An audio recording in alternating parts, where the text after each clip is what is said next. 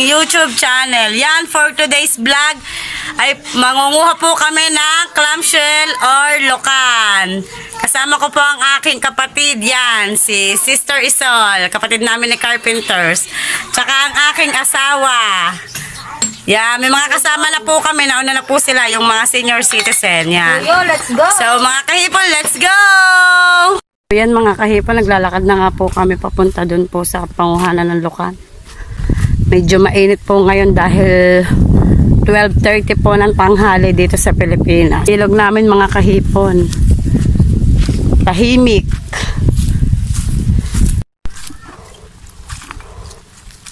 Nahanap na po namin ng dalawang senior citizen. Manager! Manager! Yun, doon malayo. Doon nga yun sa unang... Pupuntahan na namin ang dalawang senior citizen na kasama namin. Yan mga kahipon. Lulusong na nga po kami sa tubig. Yan. Papasukin na namin ang sasahan para manguha ng clamshell or lokan. Sana'y walang masyadong lamok. Yan, madulas. Medyo maputik talaga. Kaya kailangan magdahan-dahan. Pupuntahan na po namin ang dalawang senior citizen na kasama namin dapat pero nauna na po sila. Yan mga kahipon, nagsisimula na nga po ako. Oh, yan ha, nakatatlo na ako. Kaya lang parang hindi po ako marunong gumamit ng karet. Mas nasanay po ako sa pangunguha ng gamit ang pakamay. Yan.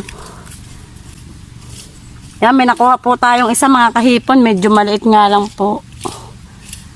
Yan, nakaisa na po ako. Yan, nakadalawa. Mukha 100 piraso ba?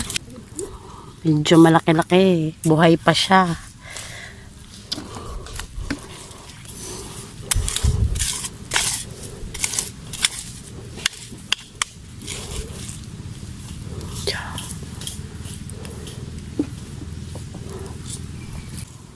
Yung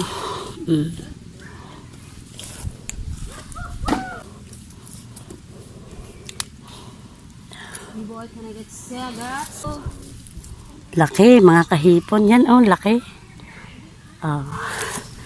Sana'y marami tayong makuha ngayong araw na ito para marami tayong pambenta bukas. Pambili ng gatas at diaper. Yan. May nakuha na po kami. Baon po namin ay tubig. So yan po si Nanay Pe. Nanay Pe, marami na ba nahuli? Kakunti pa. Yan, senior citizen po siya. Tsaka po si Nanay G. Yan, kakunti pa po daw dahil medyo matatanda na nga po eh. Ayaw nilang pumayag na matanda sila. Yan mga kahipon. Malakas pa daw ang tuhod nila. Yan mga kahipon, lumipat nga po kami muna ng pwesto dahil wala na pong masyado doon sa pinagkuhanan namin. So lumapit po kami dito sa mga bata, yan, kay Budo, kay Taonye, yan, si Taonye na medyo nahihiya po siya. Marami na po silang nakukuha mga kahipon, kaya lang medyo maliliit po, mga medium size lang po yung clamshell na nakukuha dito. Pakamay lang po yung gamit nila dahil mas madali po daw kasi kapag pakamay. Yan, pakaparin po ang ginagawa ko. Ingat-ingat lang po dahil medyo marami din pong talaba dito. Yan, kakapahan na akong isa. Yan, laki. O, ha?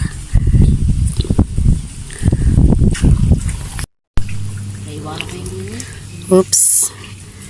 Medyo, pag sobrang maliliit na, hindi na po namin kinukuha, binabalik po namin. Yan, good size po siya. Hanap pa ulit tayo. Yan, may nakuha ulit ako. Yan, dalawa sila. Yan, gagamit na nga po ulit tayo mga kahipon ng karet. Dahil ang karet, dahil ang pagkukuhanan natin ay wala ng tubig. Kapag may tubig, pwedeng pakamay po ang pangunguha. Pero kapag tuyo na po yung tubig is kailangan po natin gamitan ng karet dahil matigas po yung yung putik. Sa po ang pangunguhan nito mga kahipon. Yung, nakikita nyo na ba? Yan. Pag tumutunog po siya, ibig sabihin meron. Yan. Yan. Buhay pa siya mga kahipon, oh. Yan. Yan, nakadalawa na sa paggamit ng karet. Yan. Ito siya, oh. Ito, mga kahipon, yan. Ay, maliit. Yan.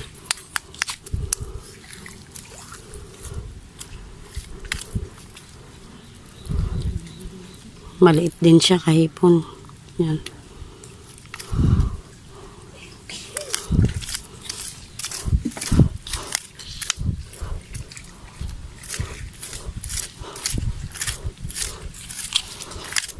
Yan. Yan. Sana na may malaki-laki na to. Pwede na to, medium.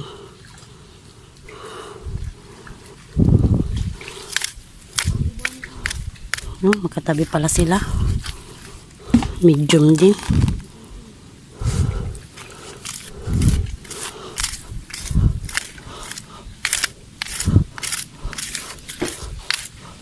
No. Maliit. Huwag na.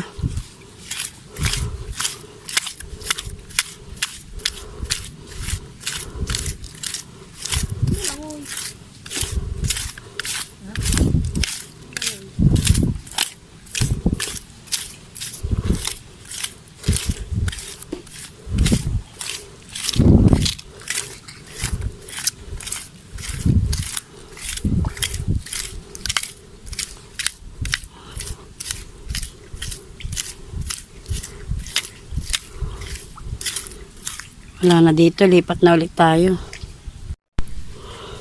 Yan mga kahipon, dahil medyo may tubig naman, pwede natin kapain na lang yan. Pakapa muna ulit tayo si kahipon.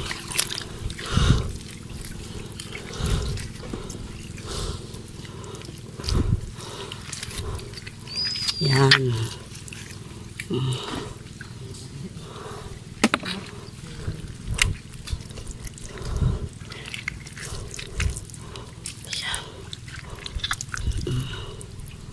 Mas madali kapag pakapa. Para ka lang naglalamas ng tinapay.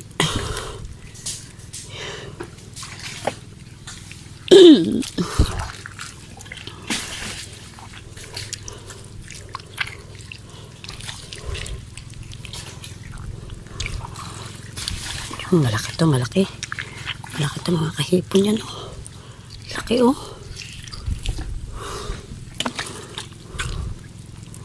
Sa mga ugat daw.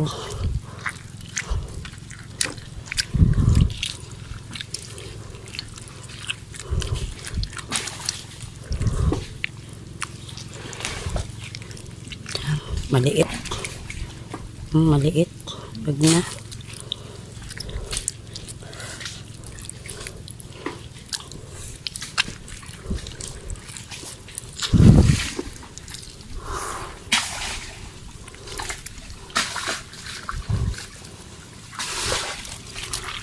Hanap tayo iba.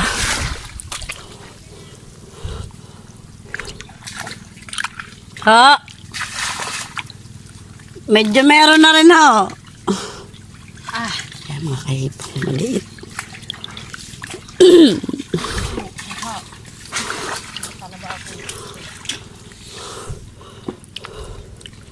Yan mga kahipon, yan ang talaba. Yan. Minsan nakalubog to. Tapos kapag hindi mo na masusugatan ka talaga. Medyo matalas. Kaya kailangan maingat ka po sa pagkapa.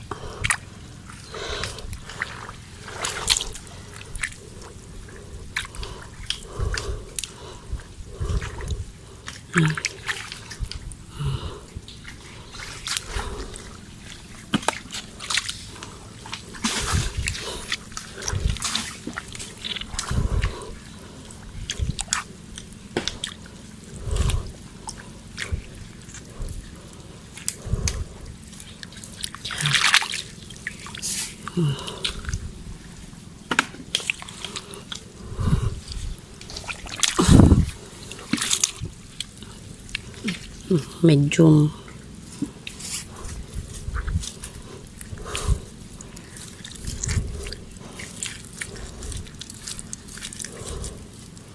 Yan.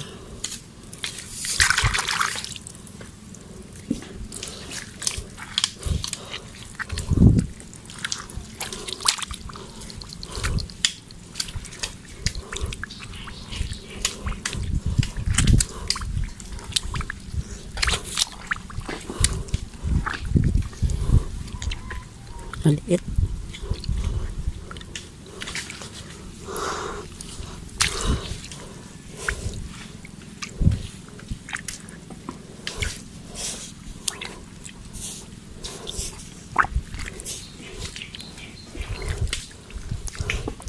Lipat ulit tayo mga kahipon. Ito pa rin siya. Oh. Yan, lumipat na nga po kami dito sa pwesto ng asawa ko mga kahipon dahil medyo maliliit po na kukuha namin hinanap ko po siya. Yun nga po, magagandang size po daw ang kukuha niya dito. Yan, sa tubig po kami. Pakamay na po ang gamit namin, gawa ng nasa tubig naman po kami. Yan. Kasama po namin si sister. Kasama namin si sister. Tsaka yan, yung batang nangunguha yan, marami na siya nakuha mga kahipon. Magaling yung batang yan. Pogi pa. Oh, pogi pa siya. Sabi niya mga kahipon, pogi nga naman siya. Yan. O, game. Yan. O, shout out mo. Sino ba siya? Shout out mo niya shout out daw sa kanyang tatay na bulag. Yan. Ang hari din ng paglulukan. Manang-mana po siya sa tatay niya. Yan. Magaling manguha ng lukan. So yan, nagpahinga muna ako mga kahipon dahil medyo masakit na rin ang aking mga kamay. Marami lang natalaba. Pati ang batang ito ay umaray na lang din ang umaray mga kahipon. Yan. Talaga nagtsatsaga siyang maglukan dahil wala daw siyang magawa. Naiinip daw siya. Kaya sumama siya sa amin sa paglulukan or clamshell. Pero marami na po siyang nakuha dahil magaling nga po ang bating yan. Oh. Oh, ayan po, marami na po ang laman ng kanyang timba. So, abang-abang lang mga kahipon. At sana ay mapuno namin ang aming mga lagayan para marami kaming maibenta. So, yan mga kahipon, nandito na nga po kami para linisin na po ang aming clamshell na mga nakuha yan. Marami po kaming nakuha. Yan po yung nakuha naming magkapatid. Yan. Yung dala po naming timbais na puno po. Mga kahipon, medyo napagod po ang kasama naming bata pero marami po siyang nakuha. So yun, nililinis na po ang kanyang panguha. Mga senior citizen din po yan. Pati yung asawa ko po marami. Alam po kayo kapag nasa bahay na po ako. Yan. Bye-bye. Yan mga kahipon, nakauwi na nga po kami dito sa bahay ng nanay ko. Ang nakuha po naming lukan is 10 kilos at kaming dalawa po ng kapatid ko 10 kilos. Yung sa asawa ko naman po 8 kilo po. So yun mga kahipon, hanggang dito na lang po. Bye-bye!